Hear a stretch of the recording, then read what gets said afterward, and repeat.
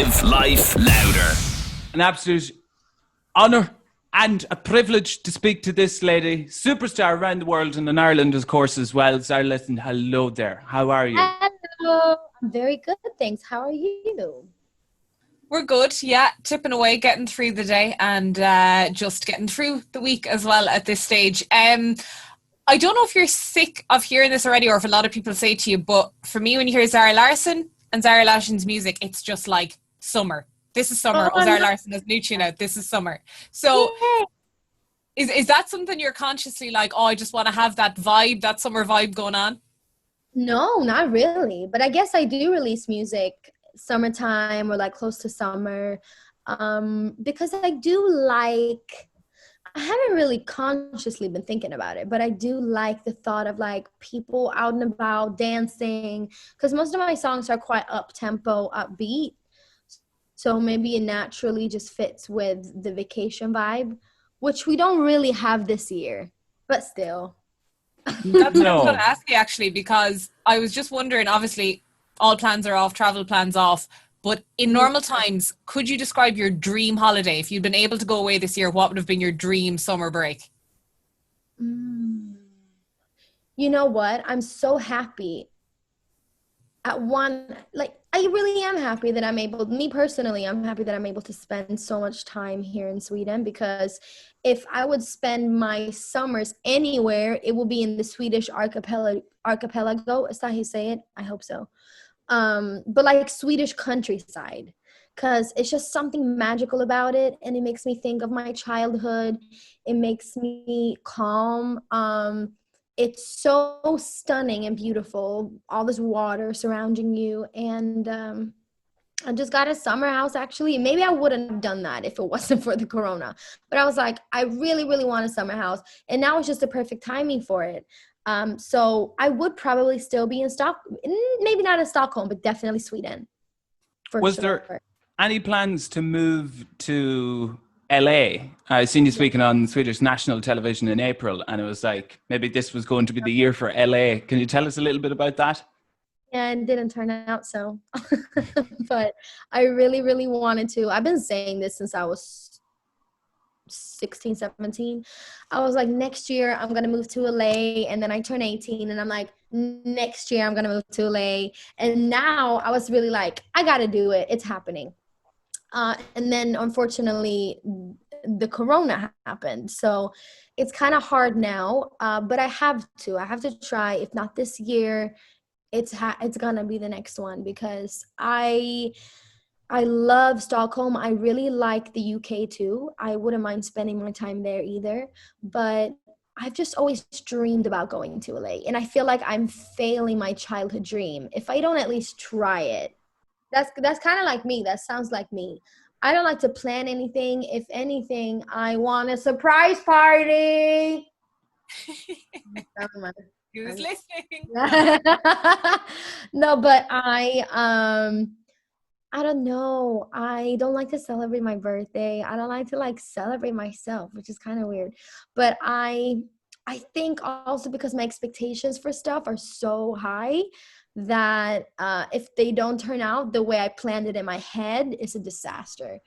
And I just like want perfection down to the tippy toes. So for everything. So I think for me to really enjoy something, it has to be a surprise, or like Ava Max said, super low key and just like friends and family hanging out, having a good time. Yeah, we'll see. Maybe we'll hope for that surprise. Just keep shouting. Just keep shouting. I think we underrate shouting as a people. It's like, we think it's a negative thing, but those who shout the loudest get the most. Right. Also, kind of when you bring up Ava Max, the kind of thing we got talking with her about as well was, do you wish you weren't so passionate? Because it's all consuming, being a perfectionist, wanting to have a say in absolutely everything. Do you ever just want to take a back seat? You know what I do? I either want complete control over everything and I want it just exactly the way I do. And if I sense that it's not, I just say, screw it, and I Off sign with out. your head. I completely sign out. But this is how I am. It's funny because in my normal life, in my day to day, I'm super dependent on people. Like, I don't know what I would have done without my day to day manager. I don't know what I would have done without my mom, without, like, I have so many people in my life who are literally keeping me, like, together. And for them, I'm just like, yeah, do whatever. Like, I don't know where I'm going next. I literally don't know. I know I'm going somewhere. I don't know what time or really where in an hour or so. I'm going to do something. I don't really know what it is. So that's also one thing in my life. I'm like, at one part, I want control over everything. And then the rest, I just can't have a little control. I have to completely be in it or completely out it. There's no in between. That sounds fair, because I was actually just thinking when you were saying there, hinting, or not even hinting, but directly saying that you want the surprise party. From the flip side then, when you have so many things going on, so many places to be, so many things to do, Yeah. how do you keep track of things like, oh, your friends' birthdays, your family's birthdays, getting the presents sorted, like all that sort of stuff? I don't. No, I'm not judging, because I wouldn't expect someone Yeah. who was all over the place like that to actually have the time and capacity to be like, oh. I am kind of a confused person. I really am a very confused person. There's a lot of stuff going on in my head. But at least when it comes down to like creatives and stuff, I kind of always know how I want it. And even if I don't know exactly how I want it, I definitely know how I don't want it. But I'm also very indecisive. We're complex people, aren't we? There's no black and white.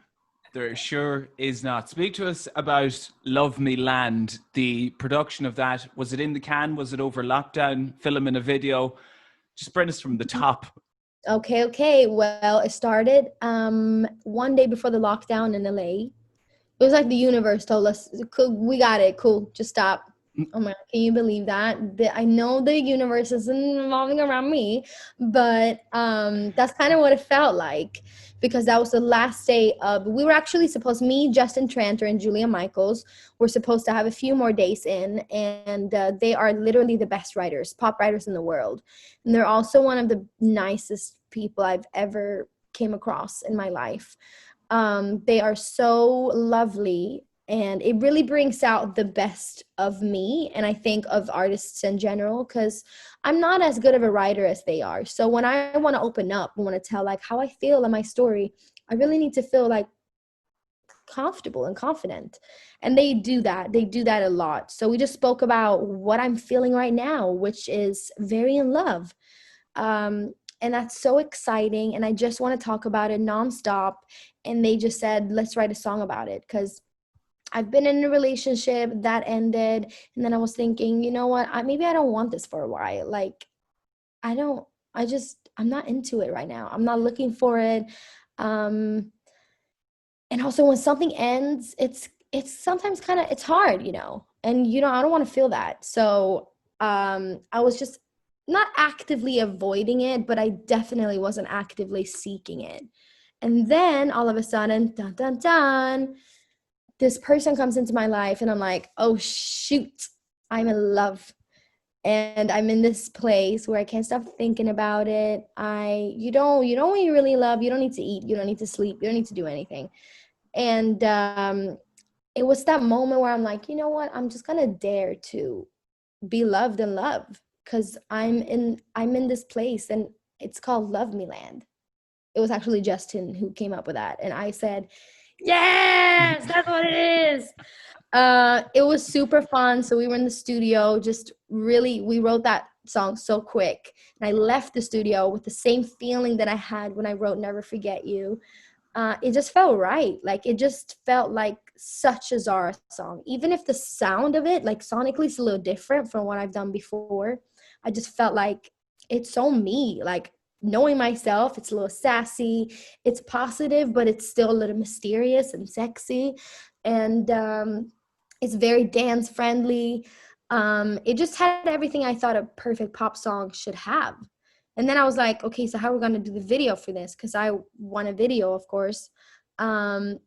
And I've always wanted to like dance just by myself in a video where you have no distractions and nothing to really, like no other background dancers, even though I love my dancers and I think they bring out such a nice visual experience. I just wanted the video to be about me and just expressing the words with my body, because we don't really have a lot of syncs in it. I don't even, sync with the words a lot. It's mostly like movements. And I did want that to be, because really when you fall in love, the exciting part of it is like the attraction for someone else, like the sex basically. So I wanted the video to be really sexy, and I wanted to like be sensual but still sleek and just like very like retro but also futuristic. And I feel like it just had all of that, and it was shot very quarantine friendly, very corona friendly. It's just me and a small crew, directed by this amazing girl from Finland, Vivi Haska. So she was on a little iPad on like a state, I don't know, she looked like Plankton in SpongeBob's Plankton's wife Karen, that screen, and it worked out so well from a live link. So she wasn't there and we just did it remotely, and it just turned out to be everything I wanted. Amazing. Directing from like an iPad. Absolutely love it. And being on your own, you're just able to, it's hard to explain, but sometimes when we feel the best, we don't feel that we're in our bodies at all. We just, we're letting everything flow through of us. I think we're totally out of time. I could talk to you for another half an hour. Hopefully. You're just, and I can see how involved you are in everything. It wasn't like, oh yeah, we went to the studio and we done this and this happened. Like everything, from point A to point C. I'm really happy. I feel like this album is not too, if you like So Good and the songs on that, I hope you really like this next one, because it's not too different, but it is more personal, because I feel like I had more of a hands-on grip with it.